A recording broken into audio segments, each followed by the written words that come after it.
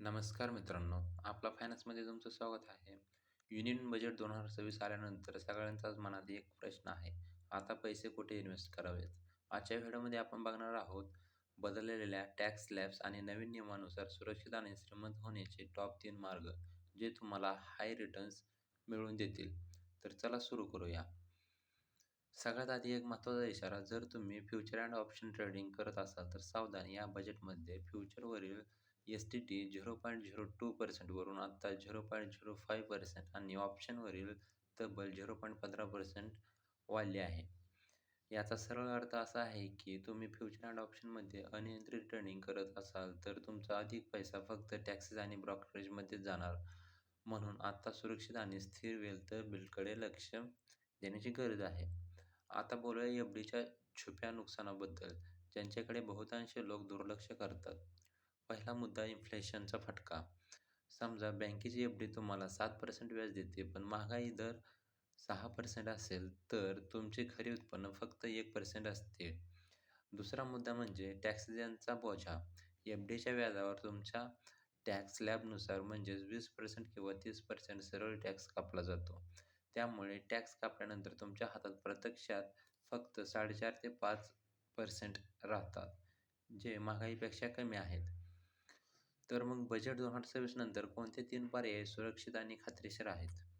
पहिला, multi asset fund, जिथे equity, डेब्ट आणि गोल्डचं अचूक मिश्रण असतं. दुसरा म्हणजे जी-सेक आणि हाय यील्ड बॉण्ड्स, म्हणजे थेट सरकारी आणि उत्तम रेटिंग असलेल्या बॉण्ड्समध्ये गुंतवणूक. आणि तिसरा, कॉम्प्लेक्स बेनिफिशियल फंड्स, जे पायाभूत सुविधा आणि मॅन्युफॅक्चरिंग कंपन्यांच्या वाढीचा फायदा देतात. चला या तिन्ही पर्यायांबद्दल सविस्तर बघूया आता. पहिला पर्याय आहे मल्टी ॲसेट्स हायब्रिड फंड. या फंडमध्ये तुमचे पैसे एकाच ठिकाणी न राहता 3 वेगवेगळ्या ॲसेटमध्ये विभागले जातात.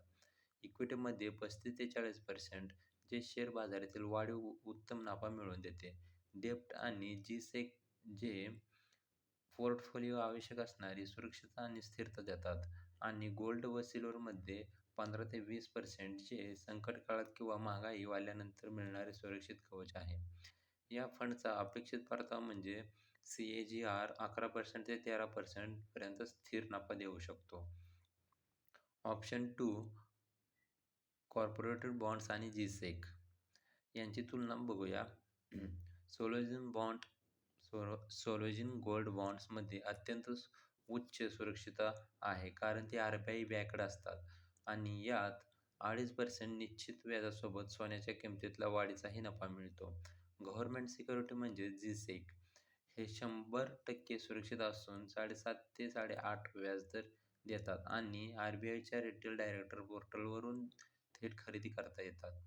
ट्रिपल-ए रेटेड कॉर्पोरेट बॉण्ड्समध्ये उच्च सुरक्षितता असून 7.5% ते 10% व्याजदर मिळतो, जे गोल्डन पी-आय किंवा विंट वेल्थ सारख्या विश्वासू प्लॅटफॉर्मवरून घेता येतात. आणि पारंपरिक बँक एफ-डी सुरक्षित असली तरी फक्त 6% ते 7.5% व्याजदर देते. तिसरा पर्याय आहे इन्फ्लेशन बूम मध्ये गुंतवणूक. या बजेटमध्ये सरकारने पायाभूत सुविधांचा तब्बल 12.2 लाख कोटी रुपयांचा पब्लिक कॅपेक्स राखीव ठेवला आहे. याचा थेट फायदा रस्ते बांधणे, रेल्वे, वंदे मातरम एक्सप्रेस, वीज वितरण आणि सेमीकंडक्टर प्लांट्स बनवण्याच्या अग्रगण्य भारतीय कंपन्यांवर होणार आहे. तुम्ही निफ्टी इन्फ्रास्ट्रक्चर इंडेक्स फंड किंवा निवडक इन्फ्रास्ट्रक्चर म्युच्युअल फंडमध्ये एस-आय-पी सुरू करू शकता, ज्याचा अपेक्षित परतावा सी-ए-जी-आर 12% ते 14% इतका आहे. Section break. आता बजेट 2026 मधील नवीन कर प्रणालीचे नियम समजून घेऊया. आपण कष्टाचा पैसा टॅक्समध्ये जाण्यापेक्षा कसा वाचवायचा ते पाहूया. बजेट 2026 च्या नवीन कररचनेनुसार 0 ते 4 लाख पर्यंतच्या उत्पन्नावर 0 टॅक्स आहे, म्हणजेच बेसिक गरजांसाठी पूर्णपणे करमुक्त आहेत. 4 लाख ते 8 लाख पर्यंत 5% कर लागतो, ज्यामुळे 20,000 पर्यंतची बचत होते. 8 लाख ते 12 लाख वर 10% कर लागतो, ज्यामुळे 40,000 पर्यंतची मोठी बचत होते. 12 लाख ते 16 लाख पर्यंत 15% कर लागतो, जो मध्यमवर्गीयांना मोठा दिलासा देतो आणि 16 लाख ते 20 लाखावर ते 20 लाख 20% कर लागतो, जो टॅक्स प्लॅनिंग सुलभ करण्यासाठी ठेवण्यात आला आहे. आता बोलूया म्युच्युअल फंड आणि स्टॉकवरील सुधारित कराबद्दल. शॉर्ट टर्म कॅपिटल गेन म्हणजे जर तुम्ही एका वर्षाच्या आत विकलं तर त्यावर सरळ 20% टॅक्स लागतो. जर लाँग टर्म कॅपिटल गेन म्हणजे एका वर्षानंतर विकल्यास फक्त 12.5% कर लागतो. सगळ्यात महत्त्वाची गोष्ट एल-टी-सी-जी कर आकारणी आणि वार्षिक 1.25 लाखापर्यंत नफ्यावर पूर्णपणे सवलत मिळते. म्हणजेच दीर्घकालीन गुंतवणूकदारांना याचा अधिक फायदा होणार आहे.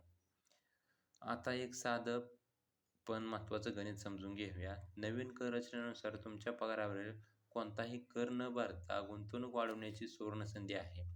फॉर्म्युला असा आहे की टॅक्सेबल इन्कम म्हणजेच 12,75,000 मधून स्टँडर्ड रेट एज्युकेशन 75,000 आणि सेक्शन 87A अंतर्गत रिबेट वजा केल्यानंतर तुमचा नेट टॅक्स 0 होतो. म्हणजेच स्टँडर्ड एज्युकेशन आणि 87A अंतर्गत मिळणाऱ्या 60,000 रिबेटमुळे 12.75 लाखापर्यंत उत्पन्न असणाऱ्या पगारदार व्यक्तींना ₹1ही टॅक्स भरावा लागणार नाही.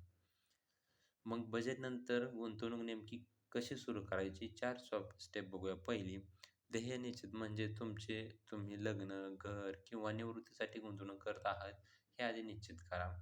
दुसरी म्हणजे ॲसेट अलोकेशन.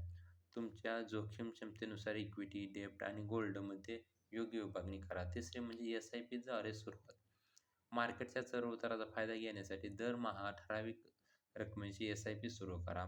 आणि चौथी म्हणजे पोर्टफोलिओ रिव्ह्यू. दर 6 महिन्यांना तुमची गुंतवणुकीचा आढावा घ्या. गरजेनुसार बदल करा. जर लागत असेल तर जास्त वाढवा किंवा गुंतवणूक कमी करा. तर मित्रांनो, बजेट 2026च्या या नवीन नियमांचा योग्य वापर करून तुम्ही सुरक्षित आणि स्मार्ट गुंतवणूक करू शकता. तुम्हाला बजेटमधील कोणत्याही नियमांबद्दल अधिक माहिती हवी असेल तर खाली कमेंटमध्ये नक्की सांगा. अशा सोप्या भाषेतील दर्जेदार आणि आर्थिक माहितीसाठी ह्या व्हिडिओला लाईक करा, शेअर करा आणि चॅनल सबस्क्राईब करायला विसरू नका.